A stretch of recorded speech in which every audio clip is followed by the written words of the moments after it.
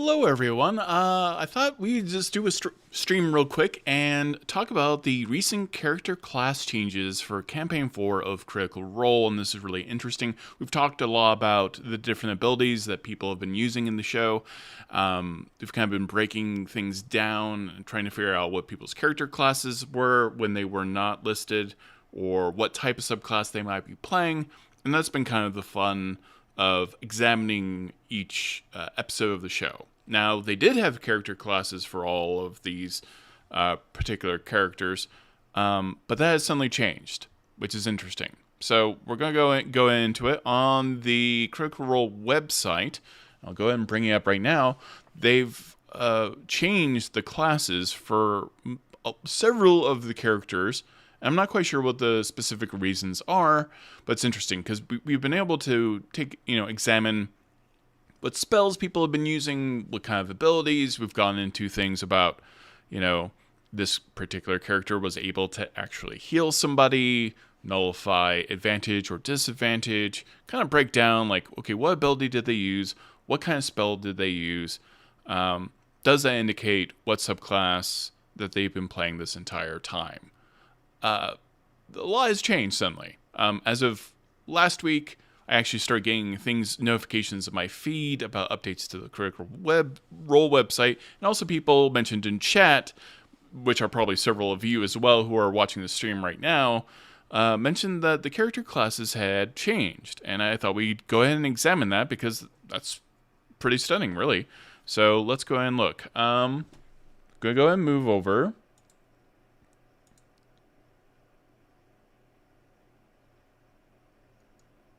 I'm checking something. Oh, okay. This may take a second, actually. So I did have the stream crash on me, which may mean we're having a little bit of issue with capturing website, so bear with me. Alright. We're going to do this live, so this is going to get a little bit messy, so everyone bear with me, because something got dramatically altered because my software crashed and did not save, apparently, so... Yeah. There we go. Everything's fine. Alright, so let's go ahead and jump in. What we're doing right now is we're examining recent updates to the Critical Role website, and what we've seen is, as of last week, the character classes for many of the characters for Campaign 4 of Critical Role have rather dramatically changed from what we knew before.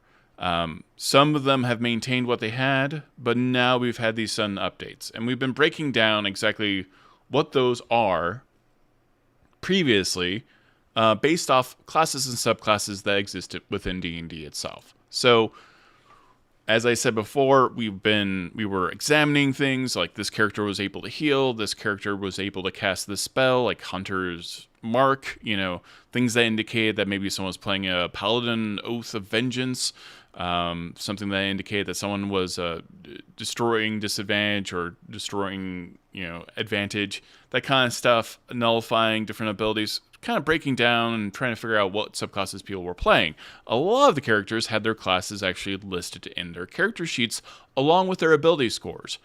What's interesting is that the website has recently changed, and there are several classes and subclasses that we've never even heard of, which may end up being in a future Critical Role book for Campaign 4 that are completely different from existing D&D classes and subclasses. It's an interesting change to suddenly happen at this moment, because, why the change, I guess, is basically what we're all kind of curious about. But we'll go ahead and examine what recently has changed. So I'm going to go ahead and move over. There we go. So, for example, Thimble was a rogue. Still the same. Player is Laura Bailey. Class is rogue. Species is a pixie. We've got all of that. Okay, that is consistent. Now we have Azune by Louis Carazo, and now his class is not Paladin / Sorcerer as it was previously. Now Azune's class is Prodigy Mage and Exemplar. This is an update. This is a huge change from what we've seen on the streams to now, as of this week. So, we're going to move down the list. Kattigan Vale. Class is now Tracker, not Ranger. That's a change. Now we have Thaisha. We've got Wild Mage as a class, not Druid. Another big change. We go on to Bolaire. Class is Pact Magus, or Mages, depending on how you want to actually say that particular word. No longer a Warlock. Species is Construct. Spoiler alerts may ensue, by the way, if you have not caught up from campaign 1 through 4. These are kind of spoilers for those who are not completely up to date. So please, if you're wondering about class changes in a feed like this, probably not the best time to have things spoiled for you. So I apologize. Now we move on to Vaelus. Ashley Johnson. Class is not Paladin. Class is Exemplar. Species Elf. That is also a change. Moving on. We go to Sir Julien Davinos. Played by Matthew Mercer. Fighter Rogue. This has not changed. Fighter and Rogue, very generic terms. Can't really copyright those in any way, shape, or form. So, interesting. And maybe people have changed their minds. From the overture to now, maybe they're like, you know what? I want a little bit more freedom. I want this character to evolve in a different way as they evolve, and they have Jeremy Crawford and Chris Perkins right there in the offices. So these changes are relatively easy for them to make new classes and subclasses. It's not easy. I shouldn't say that. Not by any means, but you have two of the most influential people on 5th edition D&D and previous editions of D&D sitting right there to custom make classes and subclasses, or frankly, even support an entirely new system. So let's go ahead and move to Tyranny. Tyranny by Whitney Moore. I just actually published an interview with Whitney Moore. It's really fantastic. Whitney is ridiculously talented, so be sure to check out that interview. It went live today. Class is not Warlock. It's Pact Magus again, or Magus. Species is Demon. We now move on to Halandil Fang. How? Class is Bard. Still, no change. Bard is impossible to copyright in any specific way. We move on to Murray. I know for a fact Murray was a wizard and a diviner wizard, a divination wizard, because they were using portents to change roles. So now Murray is class Arcanist or Arcanist, not wizard. It's a very specific change. I don't think you can copyright wizard, by the way. I could be wrong, but it seems like that's impossible. Now we move on to Wikander. Wikander is no class listed. So I believe Wikander is the only one who does not have their class listed in any way. We suspected that Wikander was a divine soul sorcerer who gets their magic from, very specifically from the any celestial source. So maybe they were blessed, or they're the chosen one. You kind of have this concept in Western mythology that you often see over and over again of this Messiah-like character. That's often what is used for a divination soul sorcerer, or someone who has gone through a bloodline, some type of divine magic, things like that. So Wikander was very likely going to be a divine soul sorcerer. Now, no class here, so we don't know where we're going with Sam Riegel's character. Know for a fact that Alex Ward was playing a Necromancer, now playing class Arcanist. No subclass listed of any kind. That's a change. And finally, we're going over to Teor Prideshire. Class is not a Paladin. And I suspected a Paladin Oathbreaker, which I don't think is true given the last 5 episodes in any way. Could have been a Vengeance Paladin as well, but we never really got a sense necessarily specifically what kind of subclass of Paladin. Now the class is Exemplar, not Paladin. Again, interesting. And let's go back to Vaelus, also an Exemplar. So Exemplar, Vaelus, the 2 Paladins are now Exemplars. Wizards are now Arcanists. Warlocks are now Pact of Magus, or Magus if you want. Not mentioned being a druid, but Wild Mage now. And Mage Exemplar, which is... Okay, Prodigy Mage is replacing Sorcerer for Azune, and Exemplar is replacing Paladin. So there are those changes that we are seeing currently with the Critical Role cast and what classes they're playing. This is kind of fun, actually, because it frees them up not necessarily to be restricted by the classes and subclasses and definitions of Dungeons and Dragons as they are playing the game. That means they can basically do their own thing that makes the most narrative sense. You can get boxed in by a system sometimes. Now, certainly things like Daggerheart, you don't get boxed in by. At least it's much harder to have happen, especially with a card system that Daggerheart has, and the more modular way that you construct characters and classes in there. You can do a lot of different things. So this, we all know that, first off, there's a couple things we should assume about Campaign 4. I hope they get greenlit eventually for an Amazon Prime animated show, which would be fantastic. A video game like Dispatch would be fantastic. And we already know there's a Critical Role video game like Dispatch coming out in the world of Exandria, so that'll be great. But obviously, we're looking at source books, whether it's a player's handbook or a game master's guide or a campaign setting. We should expect that for a Campaign 4 as well. So I think as the show is evolving, and we've gone through the overture, and we're watching characters evolve, there might have been moments where they're like wanting to move narratively in one direction or another, and the mechanics of the 2024 core rulebooks didn't necessarily align with what they wanted to do with their characters and with the narrative. And so they decided to diverge from not only classes, but also the subclasses, which makes sense. So, and we're early days into this Campaign 4. So it's I think it's really fascinating. I think it's really interesting. I'm curious to see the definitions of each of these classes and subclasses, and the refining that might happen. The interesting thing, and I'll give you the context of D&D, because I've been playing D&D since I was 8 years old, and obviously I was their lead video host and interviewer for the last 8 years. I was a founding member of D&D Beyond and all that stuff, so I have a little bit of context into some of this. Is when you're dealing with a system like D&D that is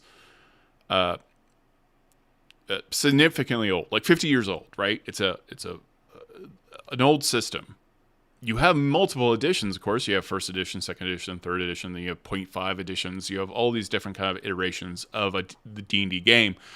But there is this notion of legacy. So you can dramatically alter the game. So we're not using THAC0, which is a chance to hit 0, an armor class of 0. Weird things that we've shed over time, mechanics that maybe didn't make sense. But there's certain things you expect from D&D and the DNA of Dungeons and Dragons that can restrict where a story could go, right? And that comes down to classes. You have an expectation of, say, what a wizard can do.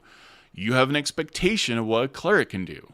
I always find a little bit of friction that wizards can't really heal or resurrect people, because it seems like a wizard should be able to figure that stuff out.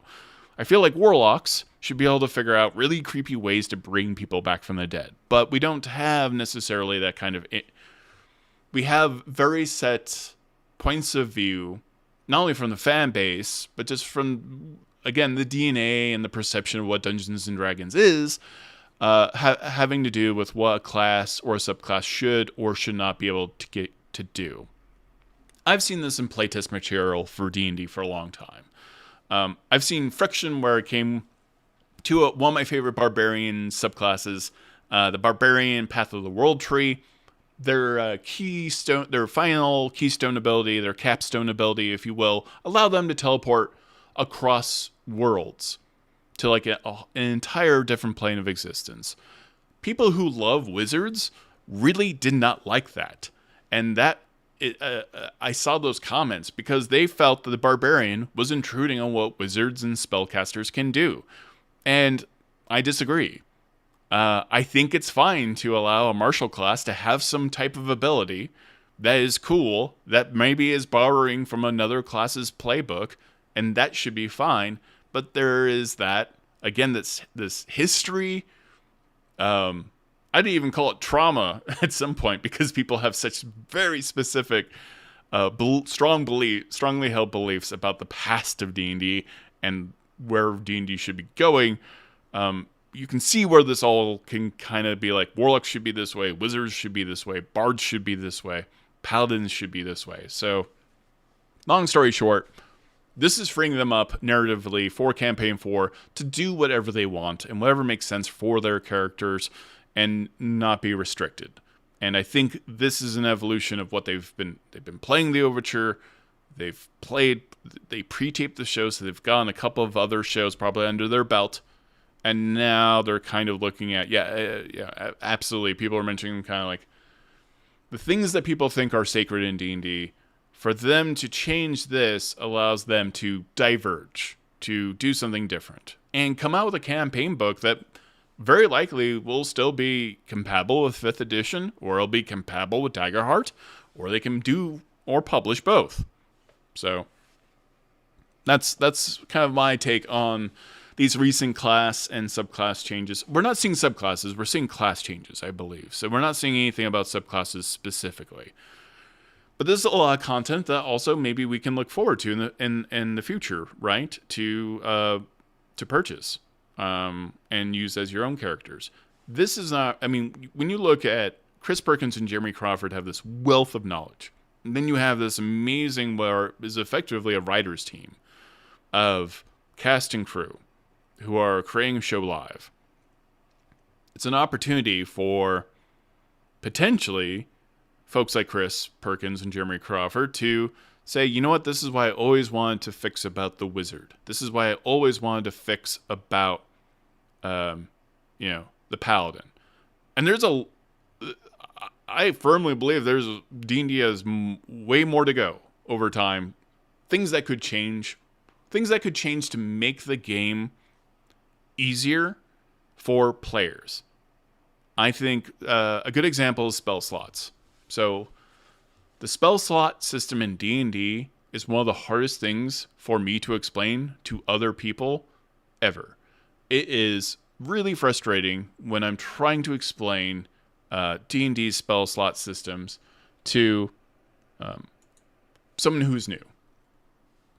I think the thing that a lot of people would benefit from, especially in a system, is either a role-playing system, is either a point-based system for casting spells, which there is no 1-to-1 ratio for D&D.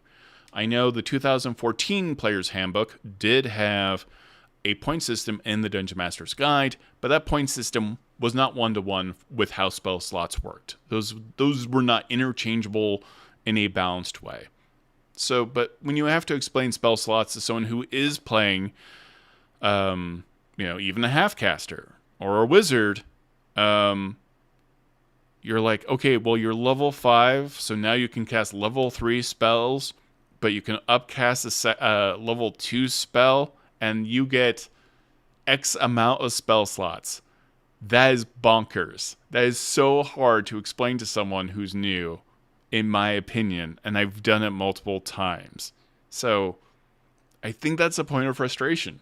I think it's a point of difficulty to invite new people to the game. So the option you have when you're casting any type of spell, really, is the directions you can take to improve upon this is you have X mana or magical points. You spend these points to get this spell and this effect. That makes sense for everyone who's ever played a video game ever. So, or you do a card system, which is still based on a point system like Magic the Gathering or something like that, but that is way more fluid and way easier to do than the spell slot system. This is something I'm really passionate about, so I'm sorry if I'm on my hobby horse right now. So I want to get specific. Oh, yeah. I have handily the Special Edition Player's Handbook 2024. So let's go ahead and take a look very quickly. Just going to go to Wizard. How about that? I forget how the art in this is gorgeous. I'm always taken aback. So, cool. This is me explaining someone who is playing a wizard who is level 5. You as a wizard. Oh, I'm looking at cleric. I apologize, but that's still valid. Moving ahead. So I'm going to explain spell slots for the wizard. Moving over. I mean, I could have done the cleric. That would have been perfectly fine.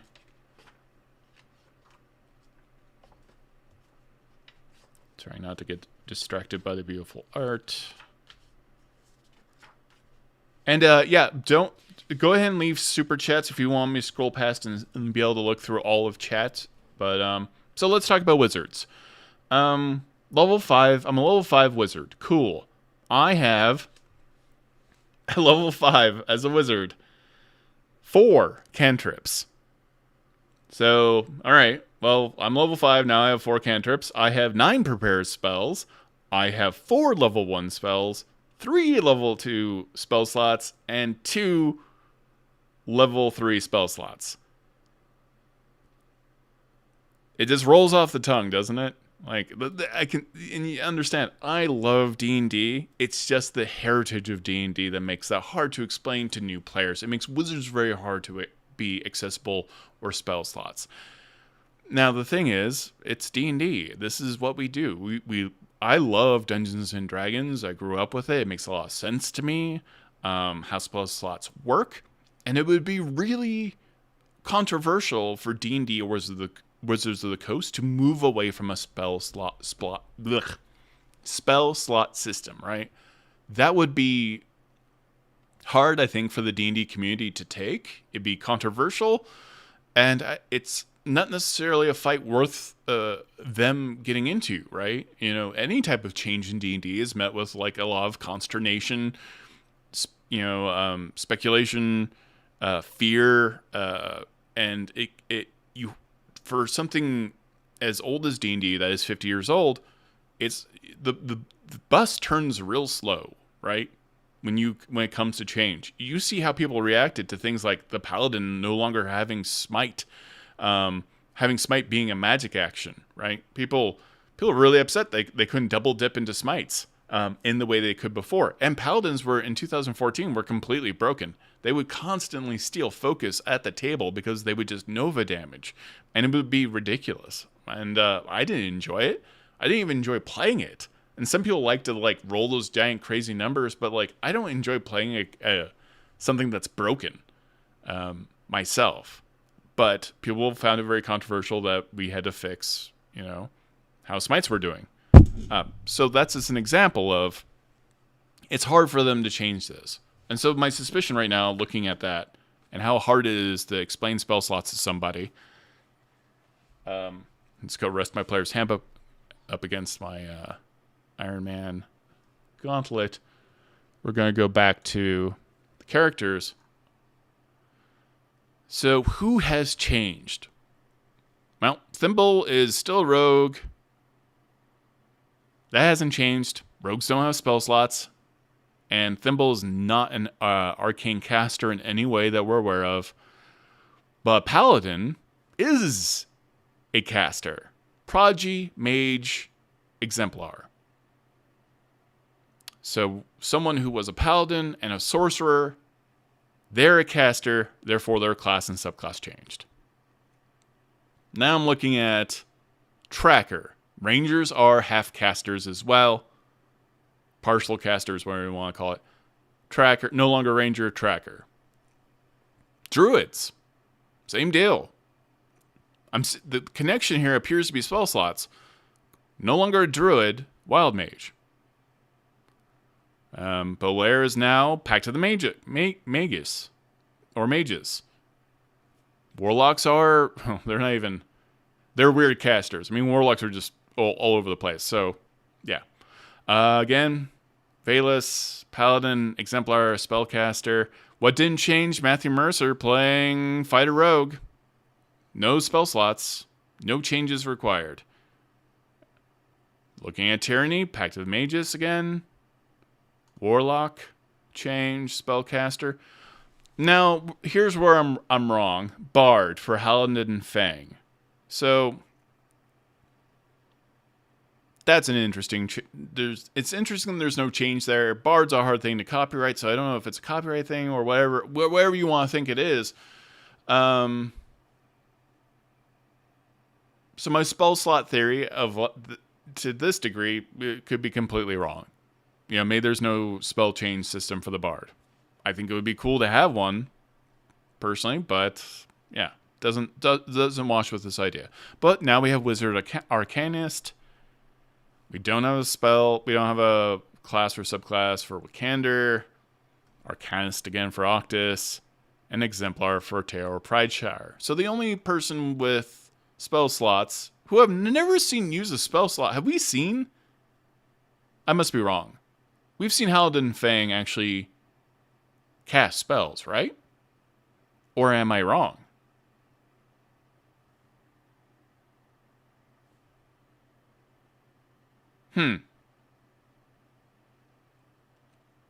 I actually am having trouble remembering Halandil casting a spell, but I really feel like they did as a bard. And it would be strange to have a bard that could not cast spells. Yeah, he cast Healing Word. Okay. So every spellcaster in this list of characters for Campaign 4 has effectively changed, except for Halandil and Fang. It doesn't mean that this listing for Halandil won't change in the future, I suppose. But hey, every caster here, everyone who's not a caster, with the exception of Halandil and Fang, had their classes changed. And everyone who was not a spellcaster in any way did not. And yeah. But this is me just theorizing and being weird. So I find that fascinating. But yeah, you never know where it could be going. I think it if anything, it just frees them up. And it could be that some of the classes and the subclasses just don't match the world building that they're working on too. Like for the same reason that Tyranny's character doesn't really make sense to be a tiefling. Demons work very differently in this world, and that's something to remember. Remember is not a tiefling. Very specifically, playing a demon.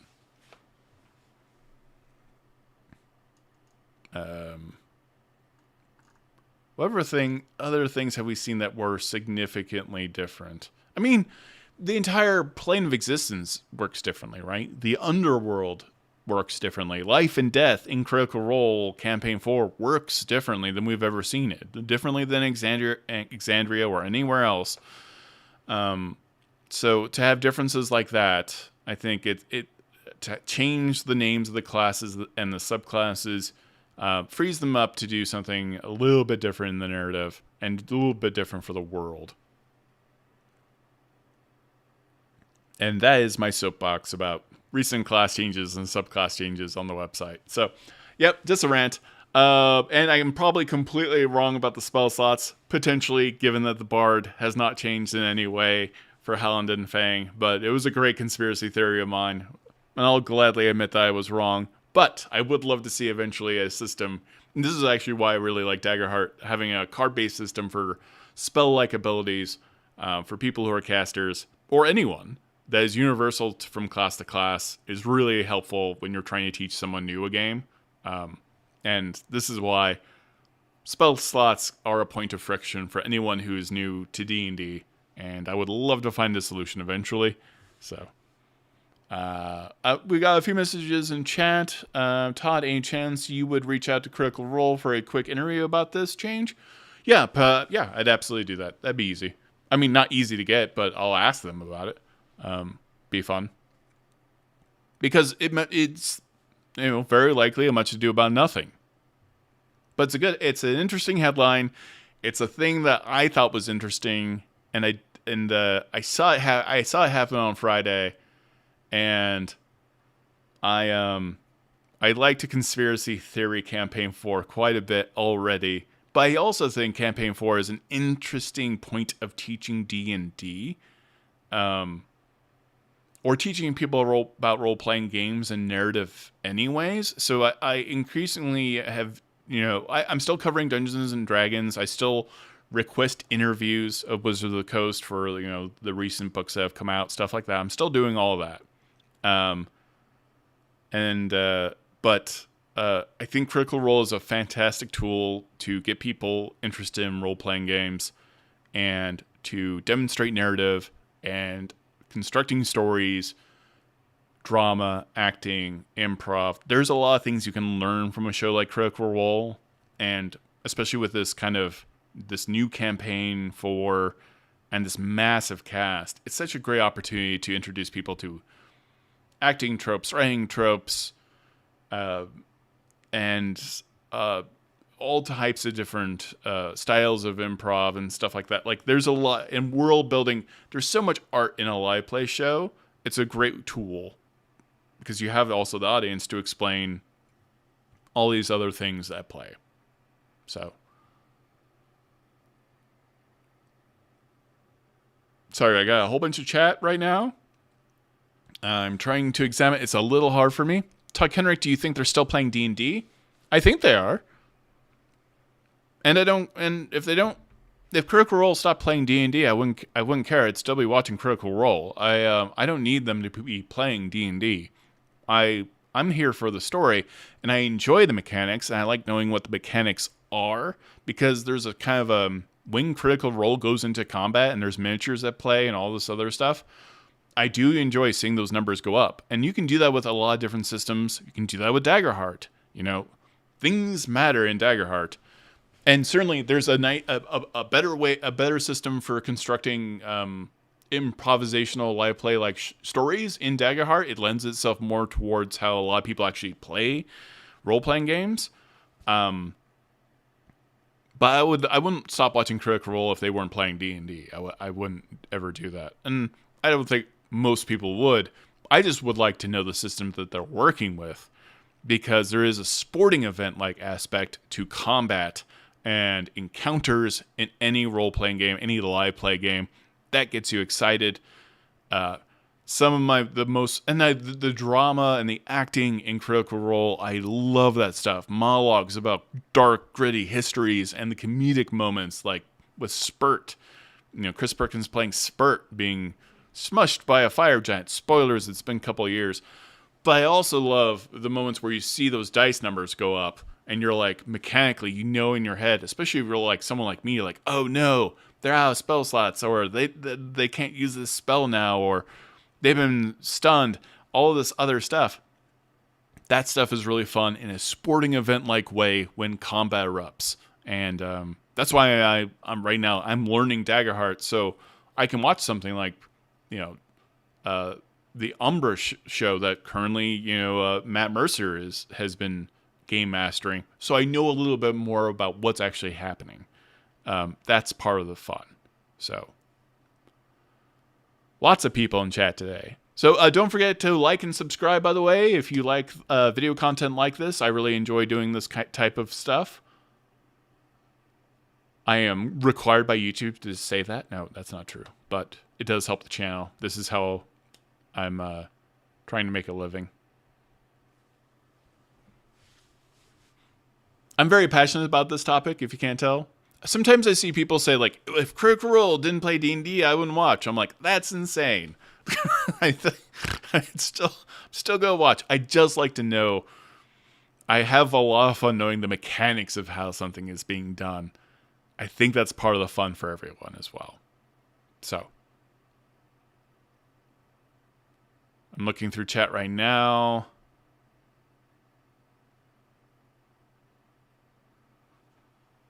Yeah, I can't really, to the question of copyright, and that, and I brought it up and other people have brought it up as well. You can't copyright Wizard, I don't think. I mean, that's insane. You couldn't do that contextually. You couldn't copyright Warlock or any of that stuff. That's I just think that's impossible. So that's not really the issue here. And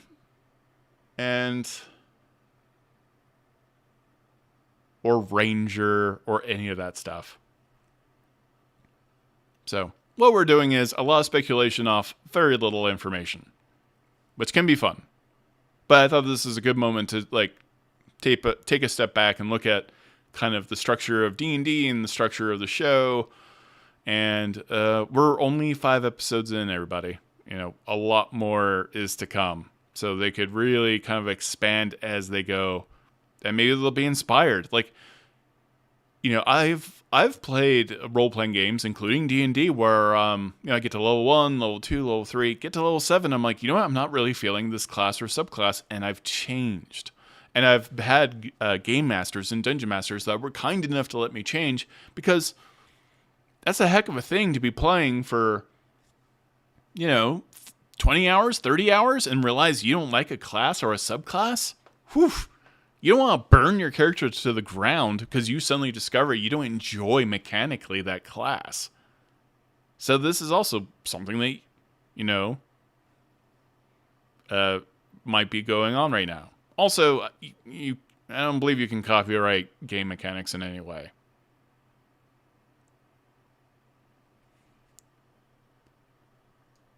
What else? So I'm looking through chat right now for people's responses. Thank you for everyone for joining the chat, by the way. I really appreciate that. I'm trying to see anyone else's. I know we had a super chat, so I'm trying to hunt down the super chat. Apologize. I know it's there. We need that Ahriman source book yesterday. Yeah. Well, give Brennan time. The world of Ahriman is evolving as the game is being played, so we may not get that source book immediately, but, I'm excited for, already we have one spell, which is hilariously called, this was in the cooldown, I believe. No, it wasn't in the cooldown. It was in a separate video with Alexander Ward about, they created a spell called Undead Critter, which is, a nice fourth wall breaking name for a spell, but also that explains the foxes because they're more than familiars. So I think that's really fun as a new spell for D&D. I don't think I have any more super chats. No, we're good. Is there anything I didn't address? And if you already chat, I can't. It's a lot of chat to look through right now. So go ahead and drop it again. Have anyone's species name changed? Thimble's a pixie. I thought Thimble was a fairy before, but I could be wrong. Though I know recently, spoilers, Nixie was run into, which is a water pixie. Let's see. No, I'm not seeing any species changes. Human, orc. Spoilers about Bolaire. That did update. Yeah. Elf. No, I'm not seeing any changes of any kind. Surprising amount of humans.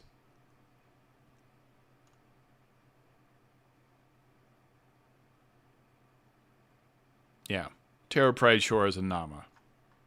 So that's it. Yeah. No other changes in that regard.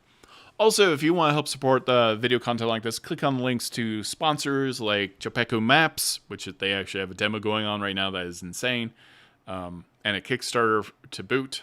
You can basically build a map in about 5 seconds. Anyone can do it. It's wild. So a child could build you a fully functional map for your campaign in about 4 seconds with the system that they have. It's modular. It auto-connects to other rooms. You just grab a room, slap it in there. It's wild. It's what a time to be alive, honestly.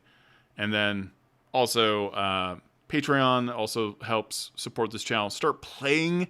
I'm gonna be using to learn Dagger Heart. Check out Start Playing. Actually, if you click on the link in chat right now, and in the video description, click on the link, you actually get $10 towards your first game. So if you're looking to play a game like D&D or Dagger Heart, go ahead and do that. That's free money for you.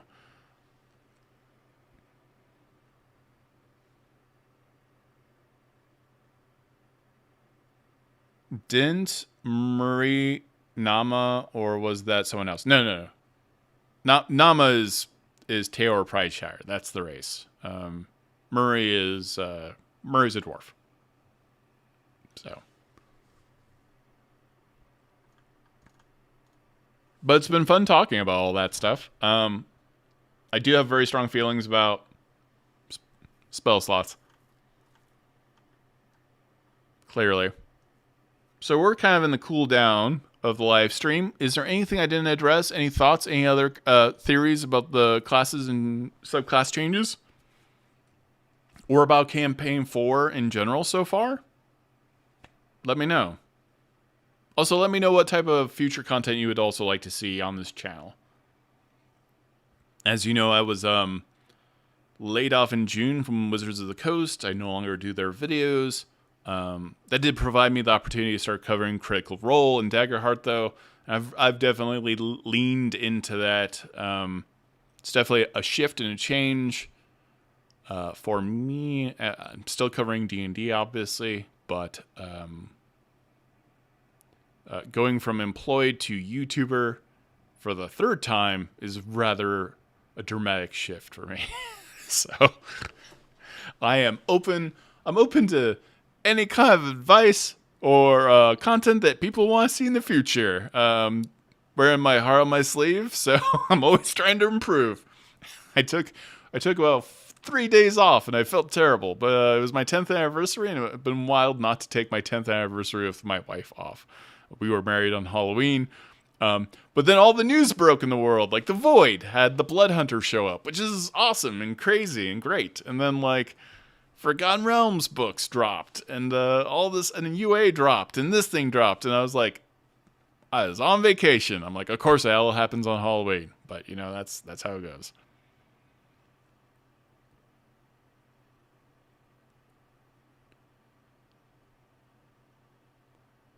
Do you like how much Brennan reveals about good, bad choices in the cooldown?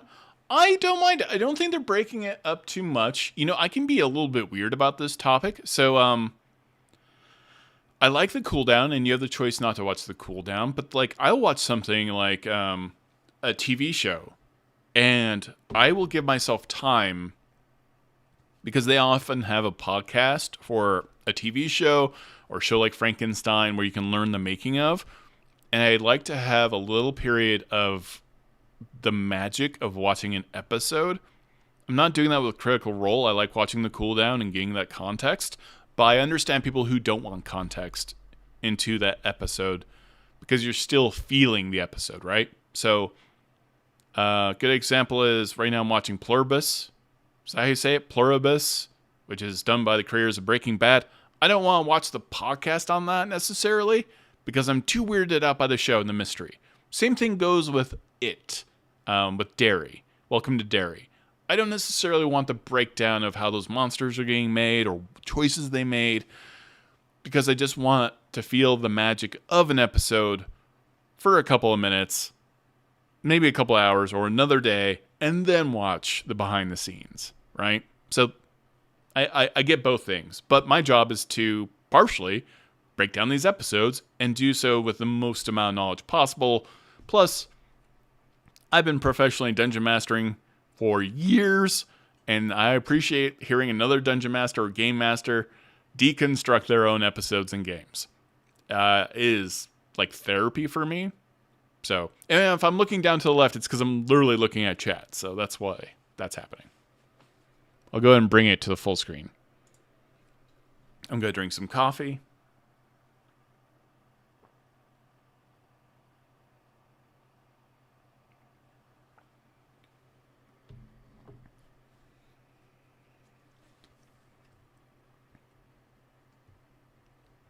Oh, okay, yeah. It's an interesting example. So, we got some people in chat. Remember that there are spoilers. Yeah. I, saying what's a good choice or a bad choice. Yeah, I do that with my players, right? I will tell them sometimes information like that. Like, hey, going to this location would have been bad. Sometimes, honestly, being a dungeon master is hard a game master because sometimes you want to invite them in a little bit behind the curtain to let them know. So it's always a choice, but that's a friendly choice. And Brennan's giving out information to players and the audience about what would have been dangerous or not dangerous, we're all just people and friends trying to get along and make a game or make a show, and I like seeing that side. It doesn't ruin the game for me. But I can see why some people maybe don't want to see or hear what would have been a good choice or a bad choice. I get that. But if you don't want to know that information, I'd avoid the cooldown. For sure. Because you will get that extra context. Looking through chat. Oh, we got someone who just got off work. Yes, there were class changes, at least how the classes are worded on the Critical Role website.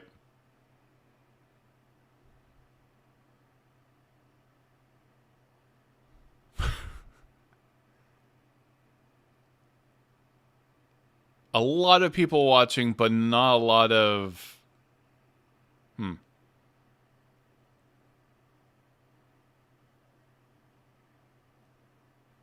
I like the chit-chat vibe after a show.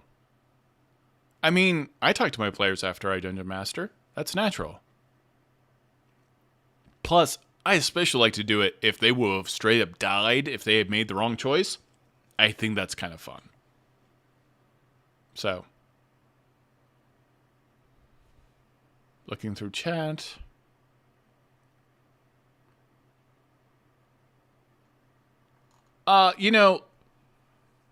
Within the context of the last episode, there is a location where he does... I mean, within the show, it's very strongly hinted at, don't go here if you're a tall person. This is the realm of the Fae and the fairies. You are not welcome. That is very well defined within the story itself by the conversation that is being had between two characters. So there's nothing new about that.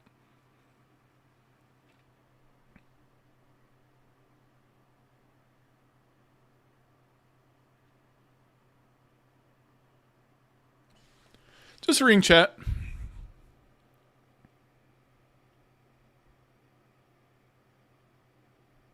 I could do a cooldown recap. A recap of the cooldown. Okay. Yeah, I like the banter of the cooldown myself. Because, honestly, that's also a pressure valve when you're running D&D and also for your players of like, oh man, we just played for 3 hours. Decompress. Yeah, I mean, technically Wikander could be in Asmar. Kind of, sort of, given his bloodline. Still lends himself to being a divine soul sorcerer, though. But again, the only spell slot caster in this group who hasn't had a name change is Halavar. So, we got someone new. Vader Raid just popped in. There were some class change names within the main characters of Critical Role Campaign 4.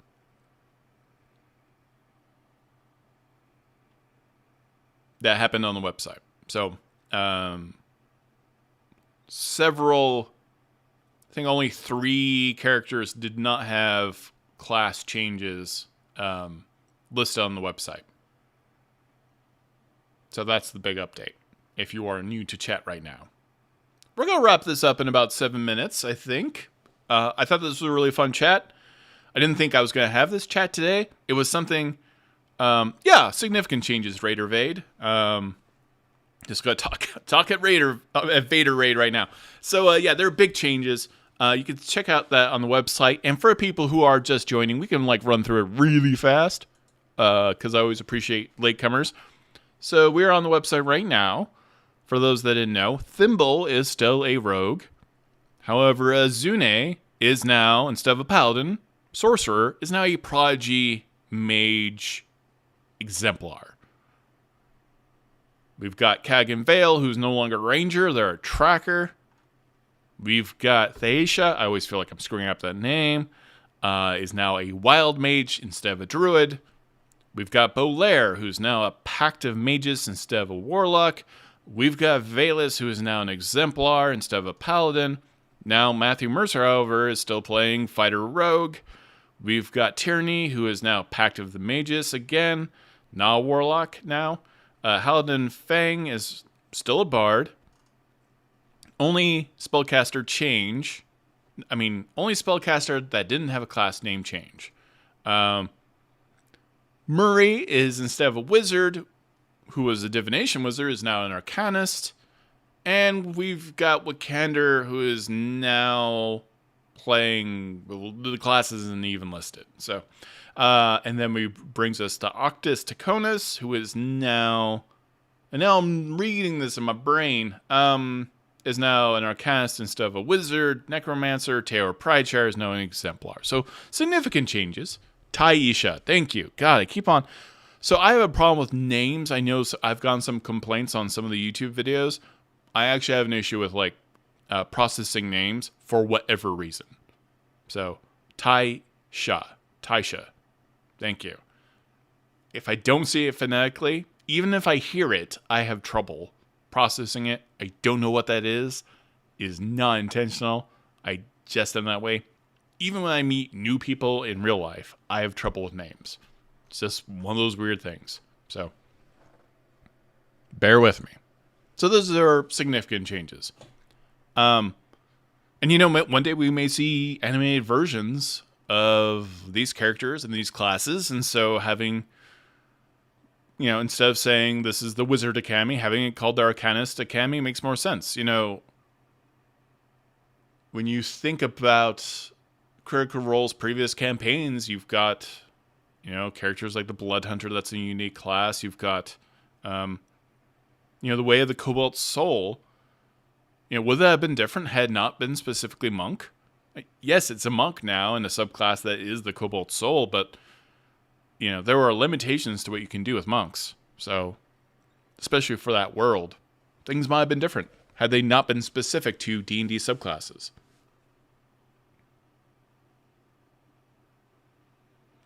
Ultimately, these changes are very likely cosmetic and world building. Not everything has to be called a wizard. Not everything has to be called a warlock. And the implications of being a warlock maybe don't make sense, right? For Bolaire, is Bolaire getting his magic from, some other entity out there? Very likely not. He is the entity. So does it make sense to call him a warlock? Not really. So little things like that, divorcing yourself a little bit from the lore of Dungeons and Dragons gives you more wiggle room and less expectation to stay within certain very narrow pathways for character development.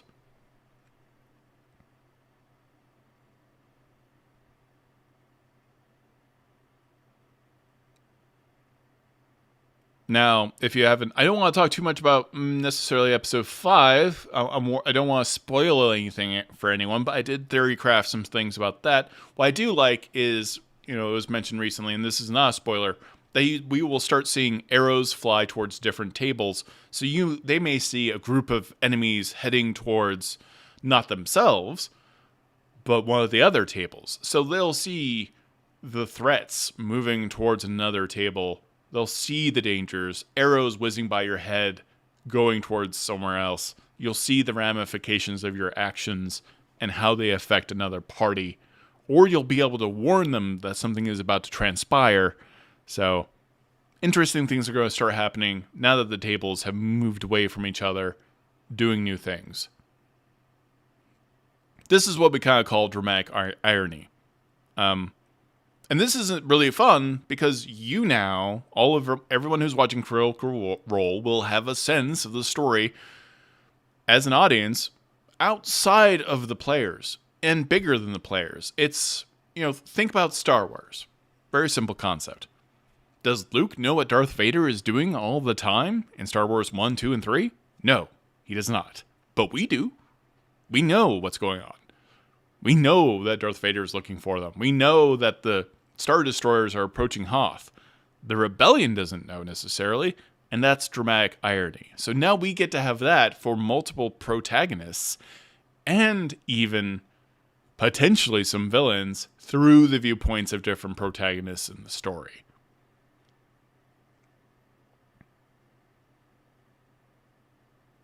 We do not know how much, and this is, if I get another interview with them about this topic in Brennan Mulligan, I'm going to actually ask about that specific topic. How much do other tables know about the actions of other tables?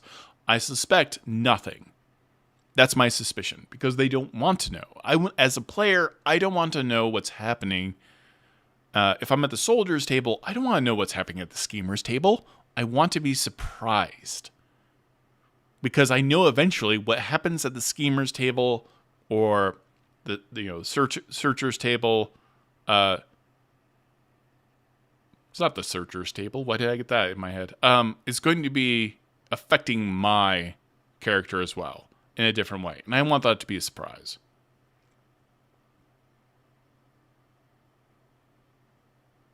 They may watch each other's episodes. That's potentially true.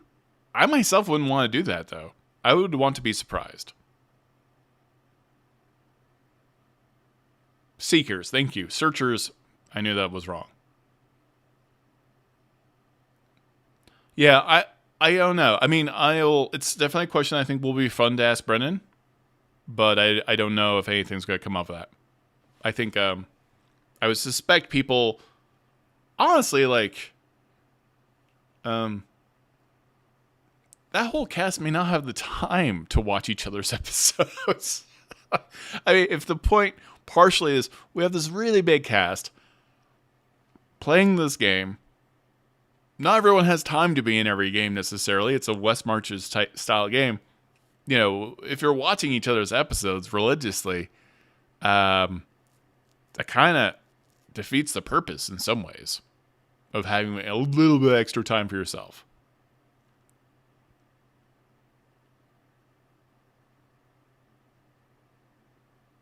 That's certainly true, but remember, these episodes for Critical Role are being pre-taped, so if you are basing your knowledge off of the streams or off of social media and you're a cast member, that's going to be significantly delayed, and maybe that's interesting because you're seeing an echo of what has already happened at other tables.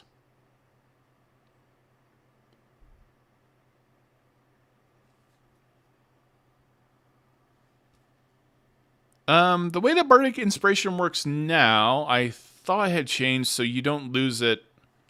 Okay, there is a Bardic class that either you...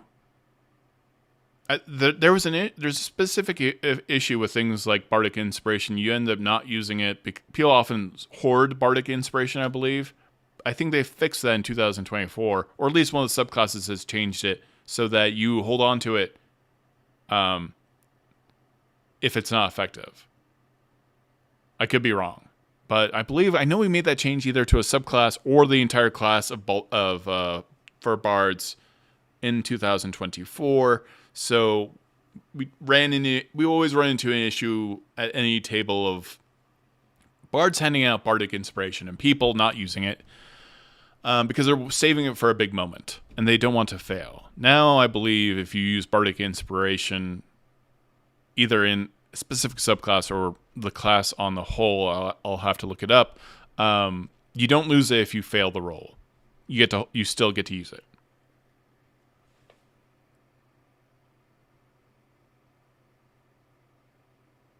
I have not played a bard in a while, so I am very curious about playing a Valor bard, actually. I have trouble not playing sorcerers at this point. I think sorcerers are incredibly fun. I love the narrative of sorcerers, and I would argue that they're the most powerful class in the game now. That is another video.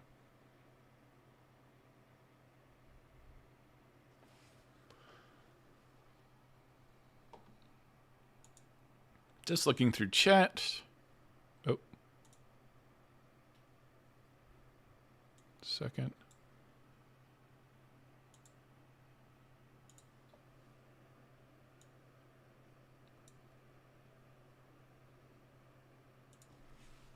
So if you have any other questions, we may wrap up the stream pretty soon.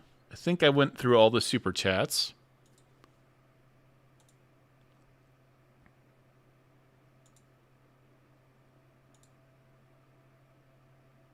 Perfect. Okay. Okay. Yes, people have talked about Wikander canceling out disadvantage. These are spoilers. Did Wikander cancel out disadvantage for the entire group or just one role? Wikander has healed someone. Because if Wikander canceled out disadvantage on a roll and it was only one, he could have done so with the luck feat. And you can get the luck feat right at the beginning of the game. So if you use the luck feat, you can give someone an advantage, or yourself advantage, or someone disadvantage on doing something against you. And if you give someone an advantage on something that has disadvantage, you nullify it. The Clockwork Soul can do that as well. But I still think Wikander being a Clockwork Soul sorcerer doesn't make a ton of sense. Now, they do get restoration. He is level 3, though.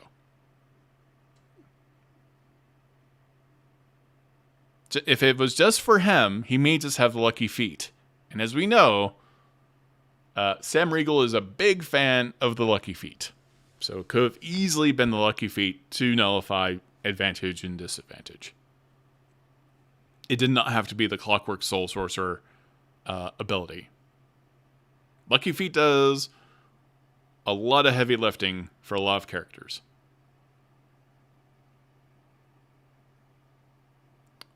Sam might be using the Lucky Feet. That's my assumption. Or it got nullified for narrative reasons. I'd have to go back and watch the video.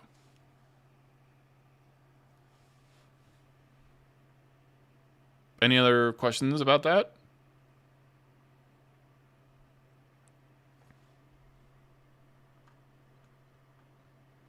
I'm here to answer your questions, everybody. We got 207 people in chat. That's amazing. Yeah, I haven't seen Wikander cast spell. Yay, he's cast Lesser Restoration.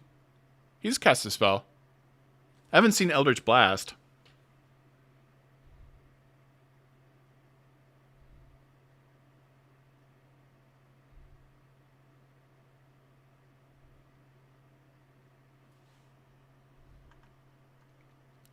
I still think the Lucky Feat's a little OP, actually.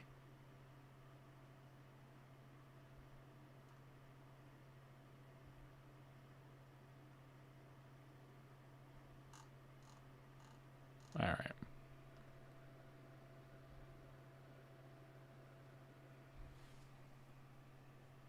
Well, we'll find out. Again, I still think it'd be weird if Sam was playing a Clockwork Soul Sorcerer. Since I've got people here and we got questions about the Bard, let's go ahead and check. Doing it live.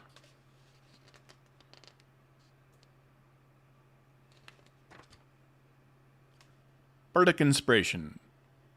As a bonus action, you can inspire another creature within 60 feet of you or yourself who can hear you. Creature gains one of your Bardic Inspiration dice. A creature can have only one Bardic Inspiration die at a time.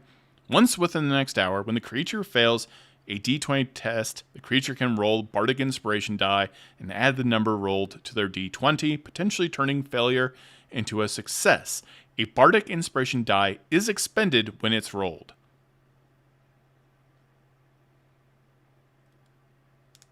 So that's still true.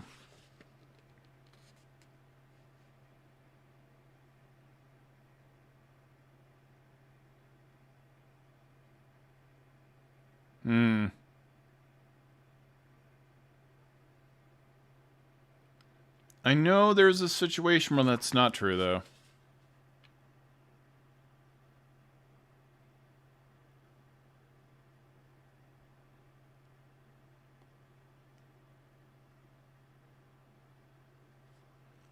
Maybe it's heroic inspiration that works that way. Where you can hold on to it. You know, that may be just a Brennan thing. So, yeah, Brennan's... couple of things that were different. I don't have the list of stuff. Like, being able to use your hands as sneak attack is not a rogue thing. Rogues have to use a finesse weapon, or a... well, yeah, it has to be a finesse weapon to gain sneak attack. Rogues cannot use their fists for a sneak attack. I agree, it would be great, because you see rogues knock people out all the time, with a single punch.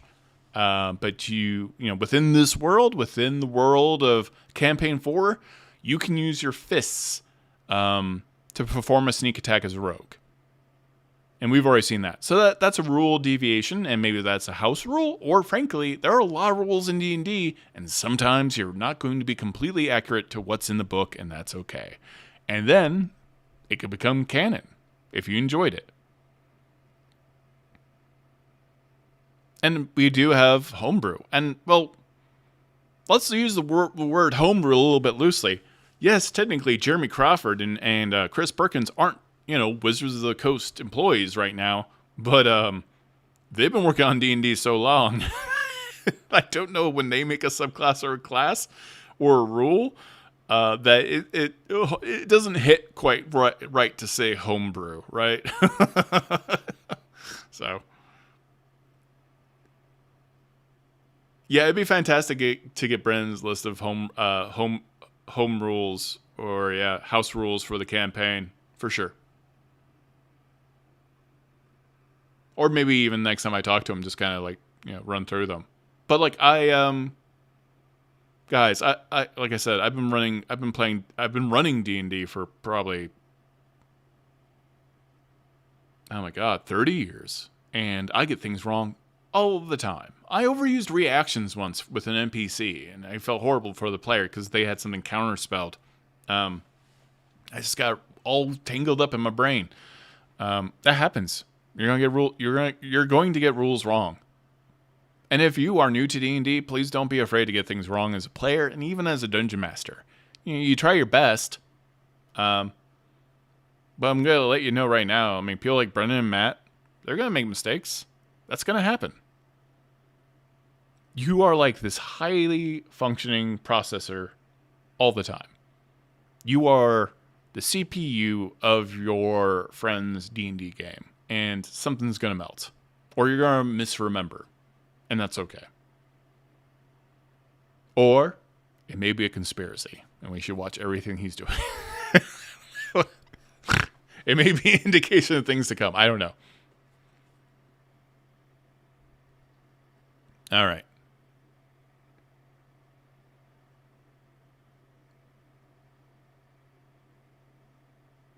Oh, are we talking about how they? Yeah. So, for example, how they got their character rolls were I think they rolled 4 or 5 dice instead of So, back in the day, you used to roll 3 dice, and that's what you got, and you rolled them in order, by the way. So you would, and then you determined who your character was. So you could start with strength, and if you got a high strength, you're probably playing a fighter, and that's how we did it back in the day. Now, people have been more lenient. There's a point-based system for creating your ability checks, your ability scores. And then suddenly it became popular to do roll 4d6 and then choose your rolls. I believe Brennan does 5d6, which would explain some of the bonkers high rolls that we are seeing for the characters right now. That's a new house rule. And honestly, it doesn't matter to me. They're playing Campaign 4. High stats are good. Do the high stat thing. I think it's great.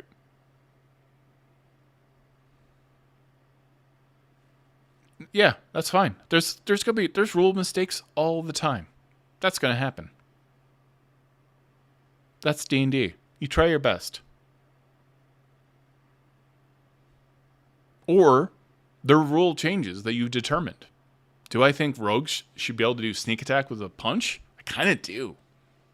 And frankly, I wouldn't say mechanically rogues do the most damage in D&D. They may do the least amount of damage in D&D.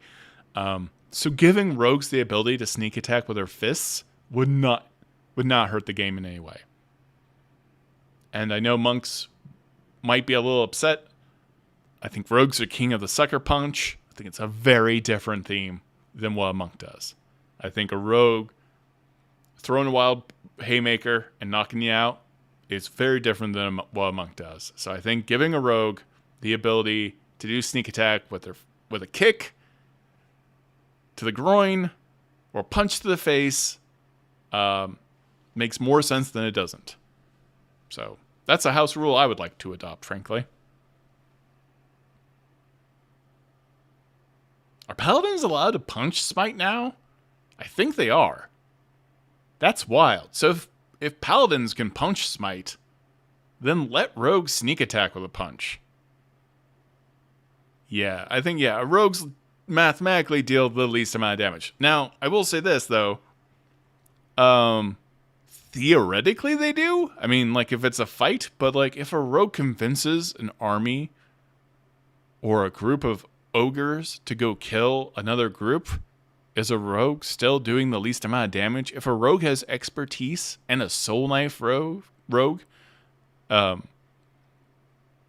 gets like a 30 on a deception check because they have expertise in deception or persuasion, and then they add their psychic die as a soul knife to that roll as well, and get a 30 and get a bunch of ogres to kill your enemies, do rogues still do less damage than other groups? No.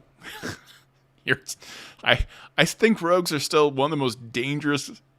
If you're playing a role-playing game, like a true role-playing game, rogues do damage. It's just like psychic damage. It's not even psychic damage is the wrong way.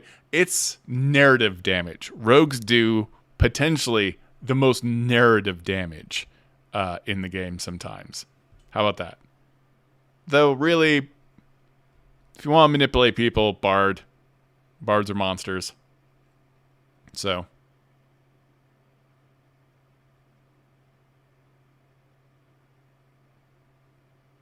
only most of them were in the Falconers' Rebellion, not the Shapers' War. So the only people that were alive long enough were Bolaire and Vaelus.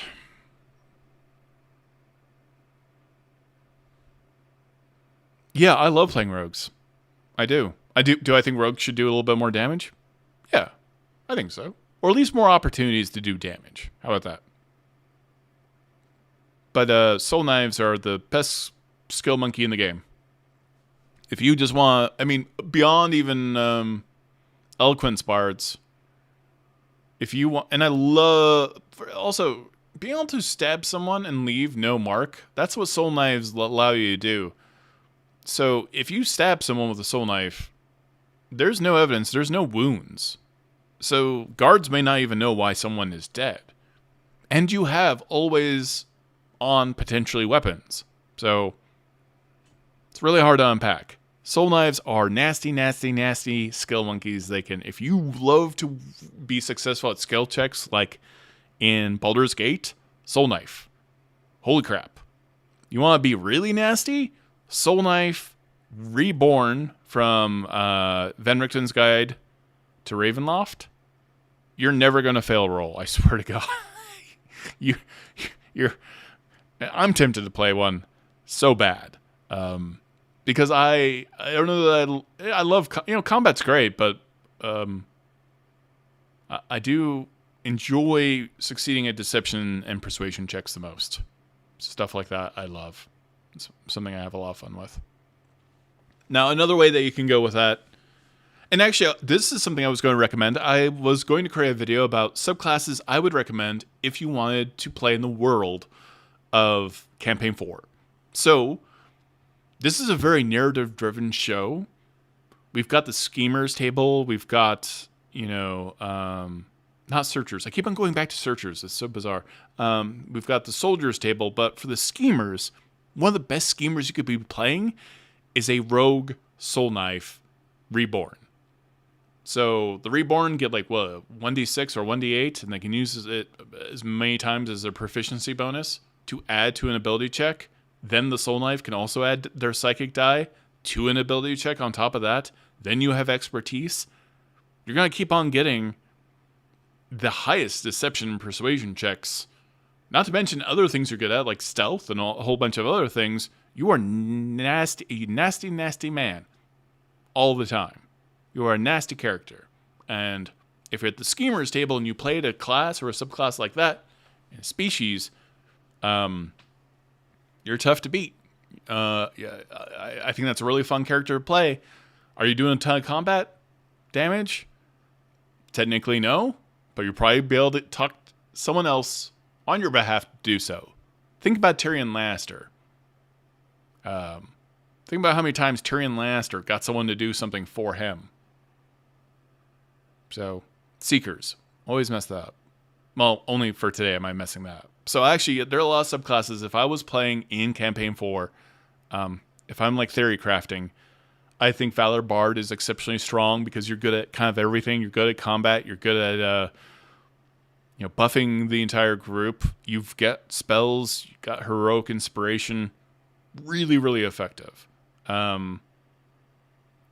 What else would I go with? Any type of Warlock is really good for this game, thematically as well. Feywild Warlock is one of my favorite. Great Old Ones Warlock is also really significant. Also, Soul Knife, being able to give everyone the ability to telepathically link and connect.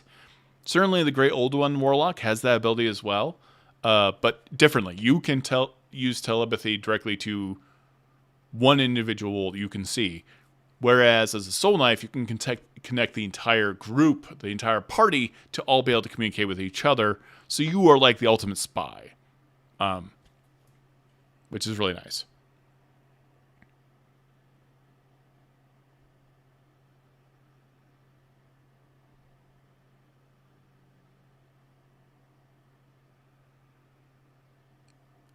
What else would go well with this group? I think Divination Wizard is obviously great. But so narrative focused. Battlemaster Fighter feels very appropriate for a show like this. You can assess your foes. You have all these different maneuvers. Any charisma caster really is going to do well in a scenario like this when it comes to these social interactions with these characters, Brennans, NPCs, deception, all of that. We're seeing a lot of social interaction in Campaign 4, so if you're a bard, if you're a warlock, if you're a sorcerer, you're doing great. And I'd argue you do fantastic as a soul knife rogue. Warlock as well. Warlock, we used to have no charisma-based characters really in D&D, and now we have so many. It's a little out of hand. So Warlock, Sorcerer, Paladin, and Bard all depend upon charisma for their spellcasting. It's nasty stuff.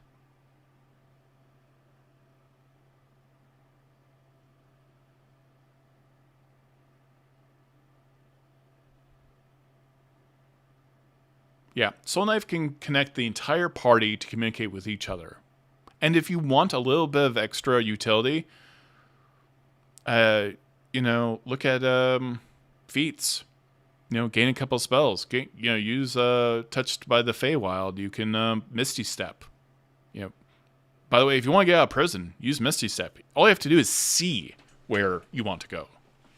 So you can be behind bars and Misty Step to another location. Or use Disguise Self. Use Disguise Self, look like someone else. Hit them with psionic blades. No one knows how they died. Walk away. Ultimate spy.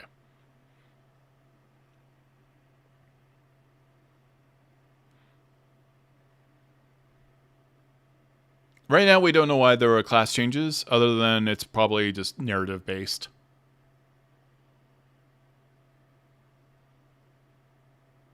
This may be just flavor changing for the classes and the subclasses. So now I theorize about spell slots and go off on a tangent about how I don't love spell slots in any game because they're kind of confusing how they're worded and arranged. I wish there was a point-based system or a card system instead, but that's just me ranting into the darkness. So you're at the tail end of this stream, so...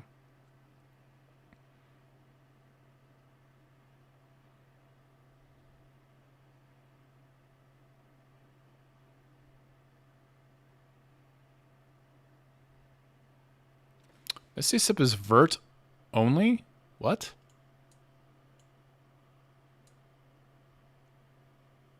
Misty Sip is vert only. Oh, verbal. Probably you were trying to say verbal only. You don't need to focus or in your... Okay. Sorry. For a minute, I apologize. I thought you were saying that Misty Sip is a vertical spell only. I'm like, that would be wild. What a situational spell.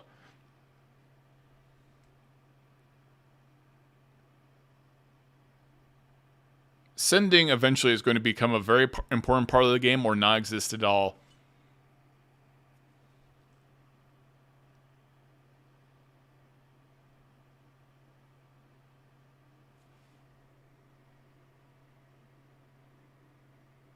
The most powerful thing of all is definitely dice rolls. I've made a character who specialized in stealth, and I have routinely failed at stealth with that character. You cannot control fate, which is the fun part. One of the most powerful subclasses I've ever played is Wild Magic Sorcerer. I played it for 3 days straight at D&D in a castle. So that means 8 to 10 hours every day I played Wild Magic Sorcerer. There is a way. You have to time everything right, and it's a lot of really keeping your stuff together, giving yourself advantage constantly, casting a spell, causing a wild magic surge. I have summoned unicorns that killed demons. I did turn it into a potted plant, but I also got like extra actions every turn. So I was casting 2 spells a turn, leveled spells, instead of 1. There's all kinds of things that can happen with a wild magic sorcerer that become extremely OP, and you are able to consistently give yourself advantage on checks. And the higher levels, you just become nuts. And if you really want to min-max a wild magic sorcerer, just take human. Humans get heroic inspiration automatically every day. Heroic inspiration allows you to reroll any die, including a D100, which means if you turn into a potted plant on a wild magic surge, you can just reroll it. So, I would argue the wild magic wizards with a plus 1d4 sometimes can affect the results of a die even more, and you're a sorcerer, so you can cast a spell. If you're targeting someone else, you can give them disadvantage, give them a minus 1d4. If you're casting Mind Sliver on top of that, another 1d4 minus to that. If you're trying to cast Hold Person, then they're locked up. So you're looking at a target that has disadvantage on a saving throw against Hold Person. They've got a minus 1d4 from your Tides of Chaos, I believe. And then they've got another minus 1d4 because you maybe landed successfully Mind Sliver, and they're shut down. So yes, Divination Wizards, if they got a lucky nasty roll that day for Portent, where it's only like a 1 or a 2, great. But Todd, question, have you looked at the Blood Hunter? I am looking at the Blood Hunter right now in Daggerheart. So I did briefly mention the Blood Hunter. I haven't broken down the Blood Hunter. I haven't had a chance. I think that would be potentially a fun video. I think Blood Hunter definitely lends itself healthier to the Daggerheart system. And I'm very curious. I love the concept of the Blood Hunter always. You know, it's a little bit Witcher, The Last Witch Hunter, and a little bit The Witcher. There's a little bit of cross-pollination there. But I always like the idea of any wizard. This is why I like the Eldritch Knight. I like the idea of a Gish. I like the idea of a wizard who juices with, magic or chicanery to gain a little bit of an edge. This is why I like arcane archers as well. I think I'd always play an arcane archer as kind of like a shifty dude who just learned enough magic to get a little bit better at using a bow.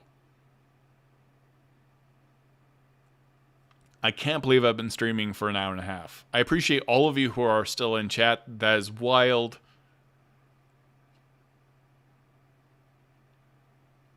Again, don't forget to like and subscribe.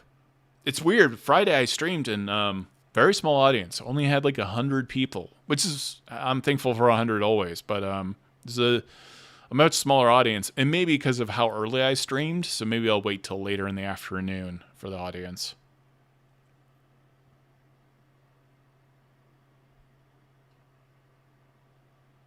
Oh, yeah. Forgotten Realms. The new Forgotten Realms book has circle casting. We'll see. Man, we spellcasters have a lot of goodness. So, poor martial characters. I feel the pain. I feel like chat is cut off for me in a weird way on... I'm going to expand.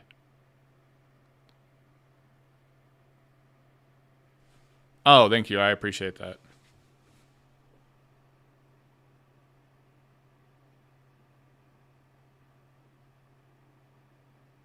What pre-existing system will I use instead of spell slots? I don't have the pre-existing system. I would prefer a point-based system or a card system. So I actually like the Daggerheart system for abilities. I think it's easy to understand.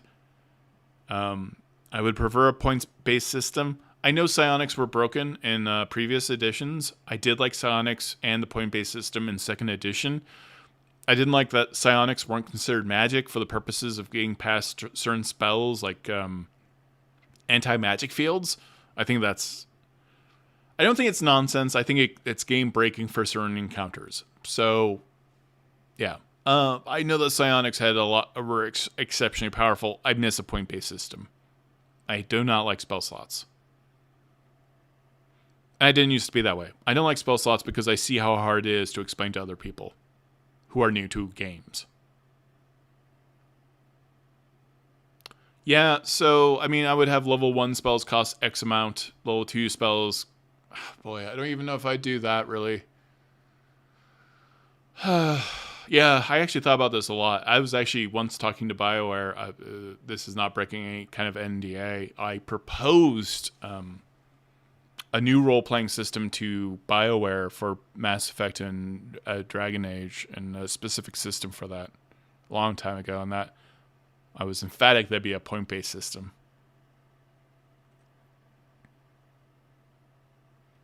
I really liked second edition psionics. I really like the Unearthed Arcana that is currently out there for D&D for psionics as well. I believe that's Ben Petrazor and Mackenzie. I think mainly Ben might have worked on the psionics for Unearthed Arcana, and Chef's Kiss. I thought he did a fantastic job on that, as well as the entire D&D design team. The D&D design team that is at Wizards of the Coast right now are phenomenally, just insanely talented human beings that you may not be as aware of. Chris Perkins and Jeremy Crawford, obviously, but like, you know, people like Mackenzie De Armas, Ben Petrazor. You've just got all these hyper talented, fantastic art team. You got Justice Armand, you got Wes Snyder, you've got Amanda Hammond, you've got all these, you know, fantastic people over there. I can't remember everyone's name.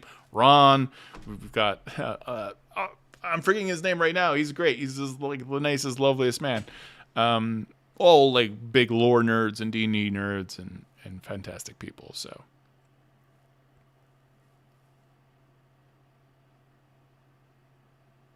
Give you a 30-minute heads up. Yeah, it's interesting. You have to, like, it's hard building an audience on YouTube.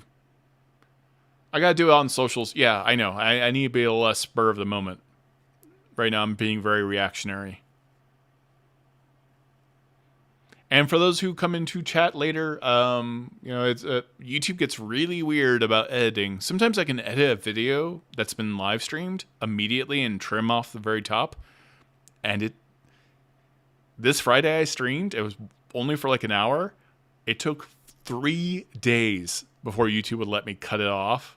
So I had to make a new video. It was wild. So it took 3 days before YouTube would let me even edit the video. I have no idea why. YouTube is so random.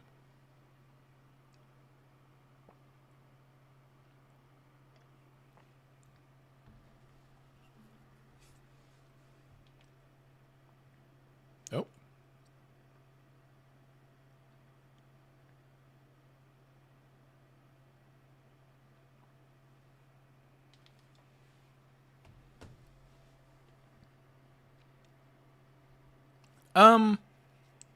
Yeah, that's interesting. I don't know. Yeah, so sorcerers can cast spells with sorcery points. I don't think that's 1-to-1 for an entire class. So I don't know that you could convert sorcery points into a system where, oh man, I'll really have to look at it. Sorcerers are a lot. Especially wild magic sorcery, because I was converting spells to points constantly to keep on being able to cause wild magic surges all the time. What a weird dance. 3 days of wild magic sorcery, you learn a lot about resource management. If you're a dungeon master and you want to be busy all the time, be a wild magic sorcerer. You'll never be bored, not only for the chaos, but for the pure point management of being a wild magic sorcerer to get advantage. My god. I still argue that might be the most powerful subclass in the game.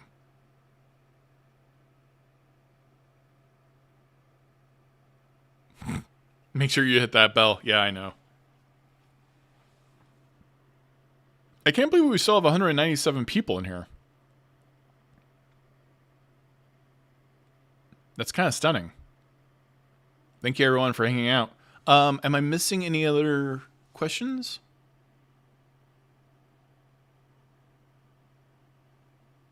Yeah, putting the timer. Yeah, I agree. So I think putting on the start thing, having like, okay, like a 10-minute countdown will help people for sure. That's something I'll adopt. I'll get something animated, perhaps, that has a 10-second countdown. I think that'll help a lot of people. I'm new to this. You know, being unemployed is pretty wild. I'm not gonna lie, especially with the state of the economy and watching more and more people get laid off in even the town I live in. It's a scary time. I'm thankful that I can get anyone to watch my videos in the first place. So I have been thinking about actually starting a live stream. I've been thinking about doing a Daggerheart show. I just don't know how to pay everyone. So that's a hard thing. I would love to do a Daggerheart live play show. It would have to be streamed. It'd have to be kind of like a Zoom call situation. I know it's really hard physically in Seattle. By the way, like Seattle, it's hard to get around. So it's almost like impossible to get everyone into a room. Even if you lived in the same town. Seattle is like, we've got all these lakes and everything else and bad interstates. Yeah, I'll start doing a countdown.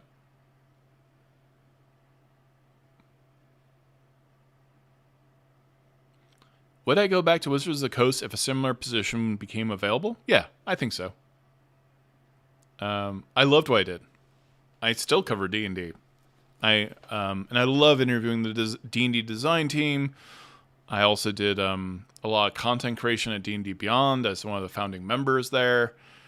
I can't speak to anything about... I can tell you that I worked on Runeterra. That was up briefly on D&D Beyond once, which was a League of Legends Runeterra-inspired D&D thing that I worked on with James Hake and Mackenzie Darmus. I led that project, and I was really a fan of that. So I was actually doing a lot of other stuff behind the scenes as well, previous to working at Wizards of the Coast. But I love the people. You know, a lot of them are my friends. My wife still works at Wizards of the Coast. She works on the Magic the Gathering team now. So that D&D design team is full of wildly talented and passionate people. And just being able to interact with them every day, it would be worth going back. 100%.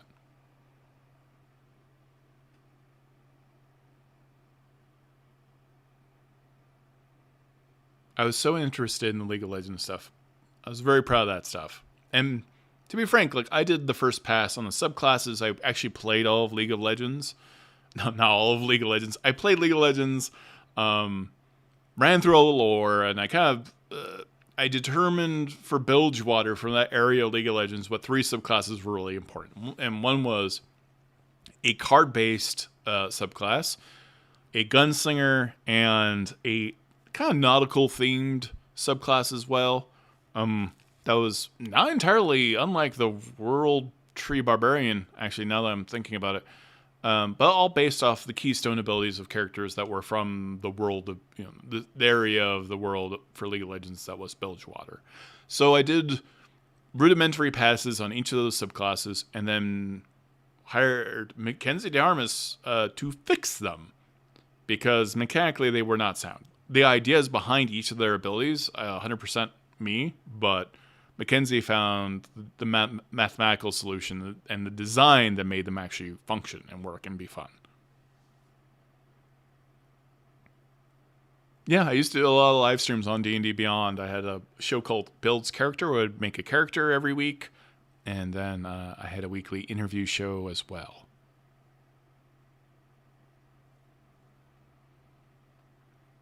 I don't know that I'll cover anything for Celeste of 5. Oh, I'm glad you liked Wild Card Rogue. Yeah, that felt really important to have in Bilgewater. Thank you. Yeah, Build's character is fun. I'm working... I have a push build right now. It's just a character who pushes you around. I was thinking about doing a live stream just about that. I don't know if people would be interested in that.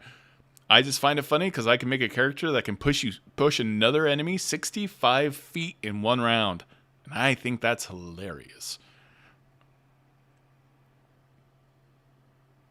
Yeah, I miss Dungeon Mastering. It does get a little... you do burn out after 3 years of non-stop Dungeon Mastering every single week. That said, I kind of want to learn Daggerheart backwards and forwards, so pretty curious. I can break it down for you briefly, but that's a whole different video. So you've got all types of feats that allow you to push and all kinds of things. So Battlemaster... You've got the bludgeoning feat, you've got the shield master feat, and you can layer things in such a way. You've got the charger. You can knock somebody back. I think about 65 feet is what I came up with. So maybe that's a new video I'm going to come out with and explain that. Yeah, Dungeon Mastering, for those that don't know, it will melt your brain. I have actually, and I improvise virtually everything. I'm very willing to destroy my own plot lines and burn them to the ground, which I often do. Connect feat also has a push. I don't think I actually included that in it. So also weapon masteries allow you to push as well sometimes. So if you're using Warhammer, you've got shield, you've got the bludgeoning feat. That's 1, 2, 3 pushes. You're a Battlemaster. That's a 10-foot push. I'm not going to ruin the video right now, but yeah, it's a doable build.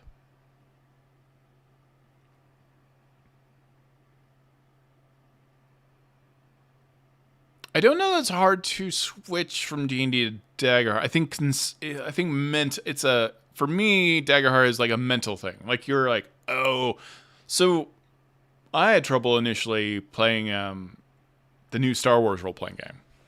For some reasons, because I felt they were a little loosey-goosey about some stuff. I feel like Daggerheart's a little bit more specific in terms of like success with failure, success with consequences, stuff like that.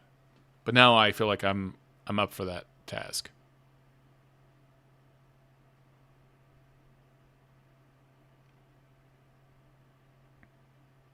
You've been running Daggerheart for 4 months now? It's pretty dope. That's great.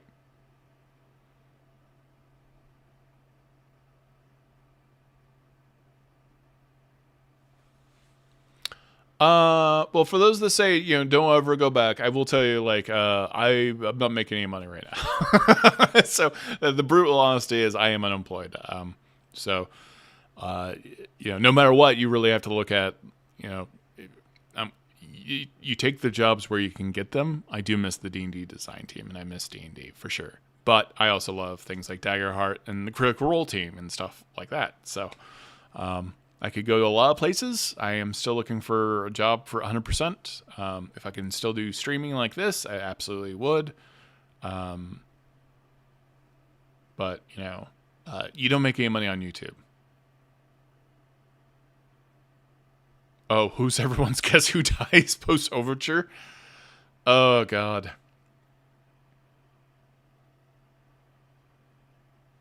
I don't know.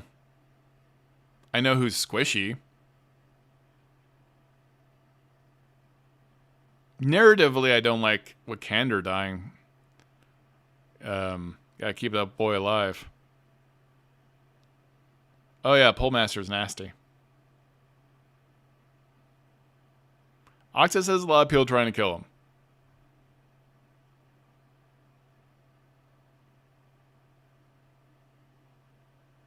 Yeah, I think converting from Daggerheart, like if you're having trouble, it's often like just thinking different in a different way. For a game master, same thing.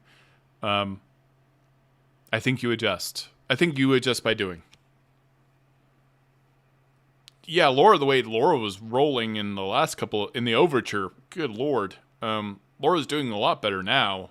Laura was killing it in episode 5 of the campaign 4, but before I'm like, who didn't put Laura in a bag?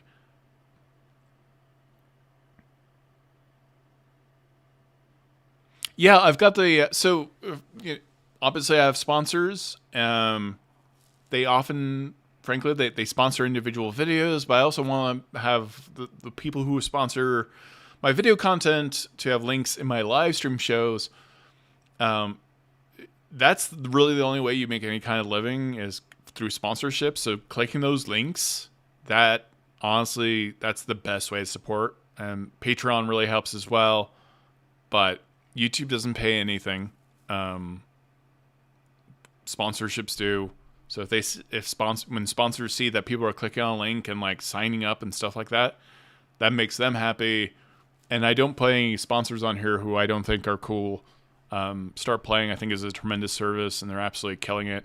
I think it's a great resource, and Chapeco Maps is nuts. If you check out that demo, I'm not gonna have a sponsor I don't believe in, for sure. Thaisha definitely went down pretty easily. That was nasty. Also getting hit by a lot of stunning, paralyzing effects. So, and in D&D, and it's one of my least favorite things actually. Stun effects, anything that paralyzes the player and takes turns away, I hate. I don't like it. Ghouls can paralyze you, so I hate ghouls. They're super dangerous. Anything that can do that to you are group killers. I put up, we were pretty like 2 years into a D&D campaign, and I put someone into a situation. They were fighting these mechanical constructs that actually have a stun effect, and whole party almost died.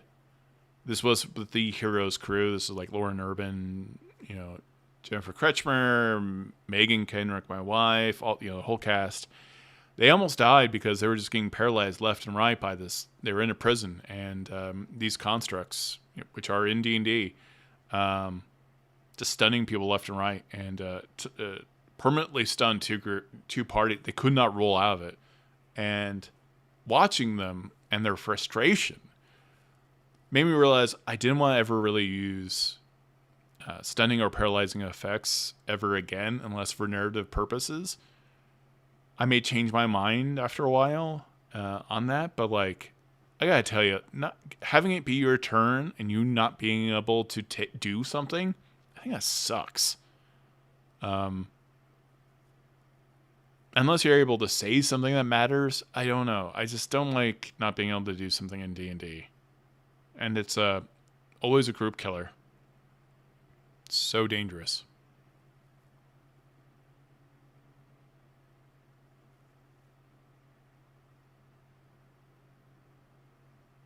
Oh yeah! Wow, I've got some old school people in chat right now. Yes, I'm a very sneaky dungeon master, so I recommend if you do see me run another game, read into everything. If you think things are complex right now, and campaign 4, I am, I put a lot of thought into things. So I knew I had a healthy friendship with Laura Urban. I'm going to go and spoil a plot point in the live stream, but a very nasty, nasty man named Julien, who's a necromancer, imprisoned a character who could basically summon what I would call a nuclear bomb of an entity that is a phoenix. Imprisoned the cleric, and then they broke into the prison, broke out their friend the cleric, the player character, and they went on several adventures. But this character, named Orkara, that Lauren Urban was playing in our D&D game, found that they weren't getting spell slots back. And this was a mystery. They were losing their magic, and every time they cast a spell, they found that they couldn't relearn spells. In fact, they couldn't relearn anything. And then eventually they found out the reason they couldn't relearn spell slots was because they were a simulacrum. And this is like several episodes after they got broken out. They went back to the prison. And then they went to a graveyard, and they found... that character found their own dead body. And that was one of the darkest, most emotional moments I've ever had in a D&D game. Everyone started crying. It's very weird to be a simulacrum of your character and see your dead character in a grave. And then they used divine intervention. It was a 1 out of 10. It was 10%. It was 10. It was a 10% chance of divine intervention working. And then the main character, Lauren Urban, their character, she as a player asked me to roll the percentile die instead of her. And I legit got a 7 or an 8. And so she actually was able to resurrect herself. As a simulacrum, she resurrected her own character. And it was just nuts. So, she cried, I cried, everyone cried. It was a weirdly emotional experience. And it was all no cheats. Nothing was cheated in the game. I took a photo of it. I rolled the percentile dice. I took a photo and texted everyone right away. I wish I had a camera pointed at the dice when it happened. It was insane. That's a lot of trust around the table, I gotta tell you. That's the kind of weird, overly complex plot lines, I guess, I sometimes like to spring on players and worlds and stuff like that. But I'm very proud of that.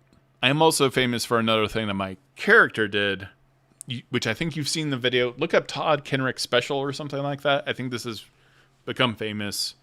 I was in a D&D game, and I was playing a Trickery Domain Cleric, which I still think may be my favorite class in the game. And I play Trickery Domain Clerics not as... Oh, no. She didn't cast Simulacrum on herself.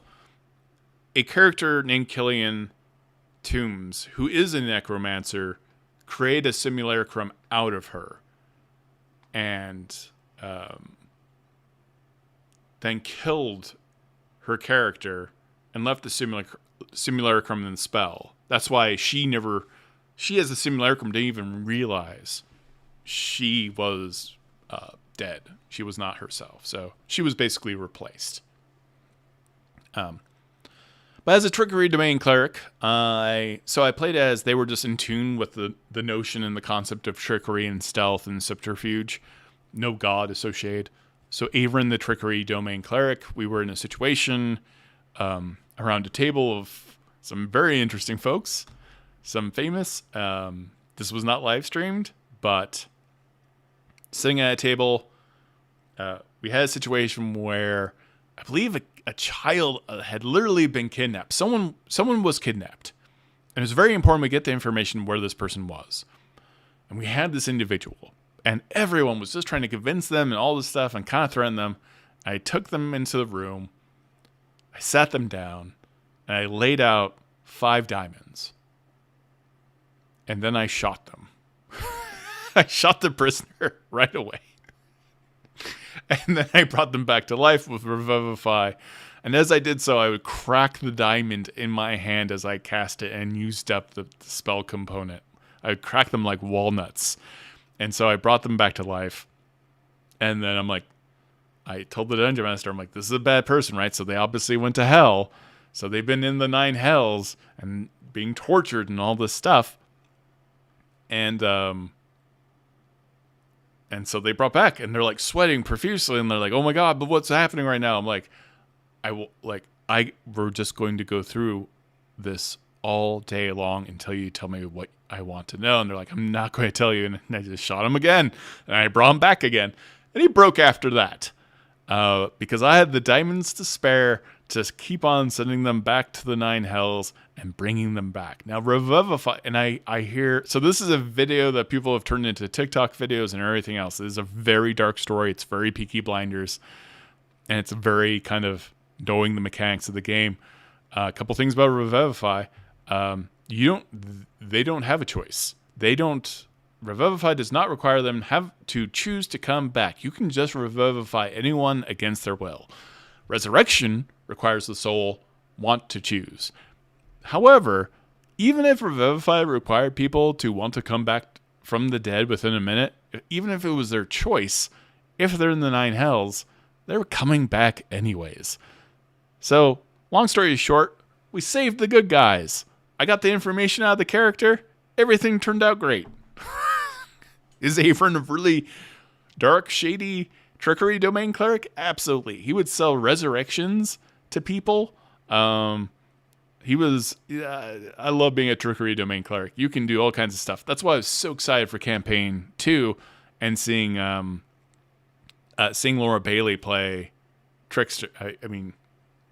Jester as a trickery domain cleric, because absolutely personified the variety that you can create in playing a trickery domain cleric. You can do anything with that class and subclass.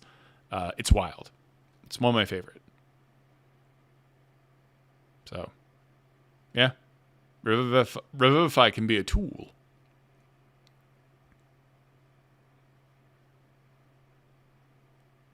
Wow, we're almost at 2 hours, so I'm going to keep on talking for another 4 minutes. I think I'm going to let everyone go.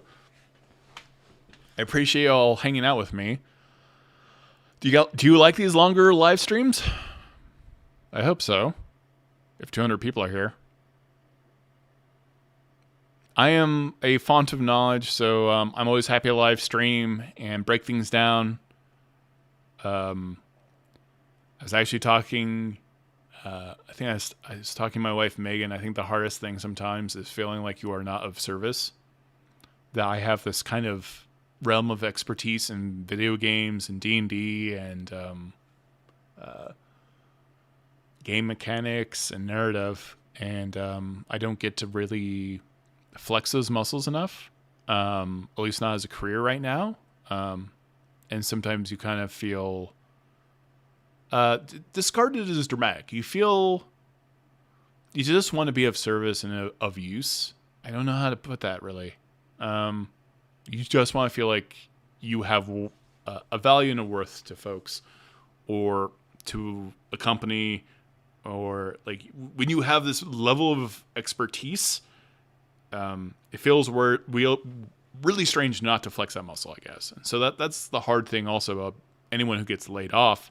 Is you're really good at something and you're not able to apply it. So at the very least, these streams help me get a little bit of that feeling back of being able to assist people or come up with ideas that are interesting for others. Or even advice. Yeah, that divine intervention was nuts. I remember what the dice were to this day in my head. I probably still have the photo on my phone. The simulacrum situation, yeah, it was a wild time. I was very proud of that moment, and well acted by everyone, well role played. Everyone just at the top of their game, and we didn't know what was going to happen because I had implanted a trigger in that character that if anyone cast...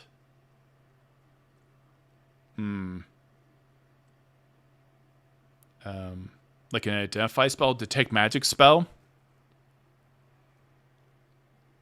is either, I can't remember if it was detect magic. It was something, if anything, anyone cast something that would cause them to be found out, they would panic and run. And that's what happened. And that's why they figured it out. So it took a while for someone to cast a spell that triggered that character's simulacrum to freak out. For self-preservation reasons. And the reason the simulacrum was created in the first place was they were imprinted with a command to go... This was in Wildmount, by the way. So this is adjacent to Campaign 2. They were in the Gnomish city. I can't remember. Hooperdink? Hooperduke. They were in the Gnomish city, and eventually the idea was that they were going to go into the Empire and trigger the summoning of a great phoenix, and the phoenix would help destroy the capital of the Empire. So pretty wild stuff. So very Mighty Nine present, actually. Hooperduke. Yep, it was Hooperduke. So this particular person who was working for I can't remember right away. It was the fight for the beacons. Essentially, summoning a phoenix, an elemental phoenix, it was like a CR rating of 18, was like dropping a nuclear bomb on a city. So that was the plan.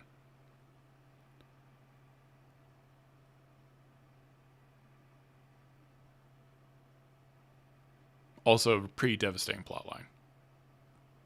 But, yep. So, not specifically the Twilight Phoenix. This was a Phoenix that is in D&D that we have stats for.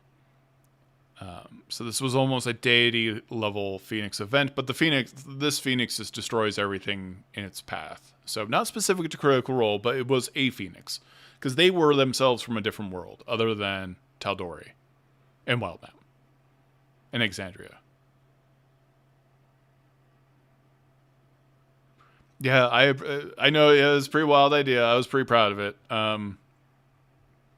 The fun thing for me was creating the plot in my head and making it make sense. I'm like, well, we happen to have this character that could summon this primordial being that could destroy an entire world, let alone a small city. And once someone caught wind of that and interrogated a character that was capable of doing that, creating a simulacrum that would eventually find their way into, enemy territory and then unleash a phoenix, unleash this devastating creature that is like summoning Godzilla.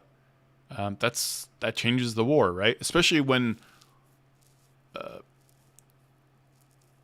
I was very proud of the plotline.